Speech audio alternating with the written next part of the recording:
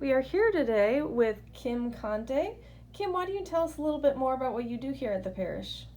I'm the director of youth formation here at St. Elizabeth Ann Seton. So what I do is basically help our families form their children in their religious faith. So we used to call it religious education. We probably still do, but religious education, both in a home setting as well as here at the church. We also do sacramental prep. That's the other role that I have that helps all of our parish students who are in first and second grade, seventh and eighth grade. Those are our primary years for completing sacraments. And so with First Communion, First Reconciliation, and Confirmation.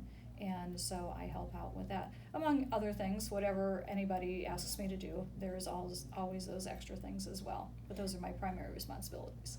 Could you tell us a little bit more about your family?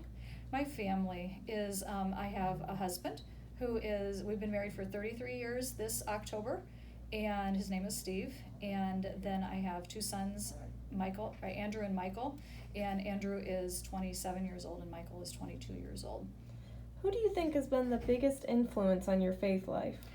I don't know if I can say that there's been one specific influence on my faith life. It's been a journey.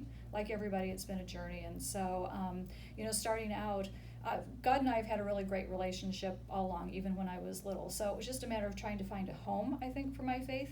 And so I could actually say that when I met my now husband, that was probably one of the first places of influence for my faith because his family was very Catholic and very involved in their church, and so that was something that was very appealing to me because the Catholic Church had always been something that had been attractive to me, and so it just kind of fed that feeling that I had, that need in my heart.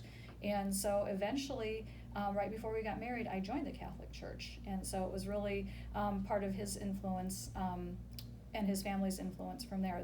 But priests along the way, and then as I continue to grow in my faith, priests that I've come in contact with here at St. Elizabeth's, I have some great friends that I keep in touch with, that we meet on a regular basis. Not necessarily breaking open the gospel every time we get together, but we still keep each other accountable and very, very faith oriented.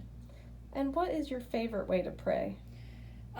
My favorite way to pray would be, I love to pray in church. That's always just a great place to pray. But I find that my prayer is kind of an all the time, daily type of prayer where God and I just have a running conversation in a lot of respects. So that's kind of my way, is just to keep in touch and continue to touch base and ask for strength and wisdom when I need it, and praise and thanksgiving when I see something that's good.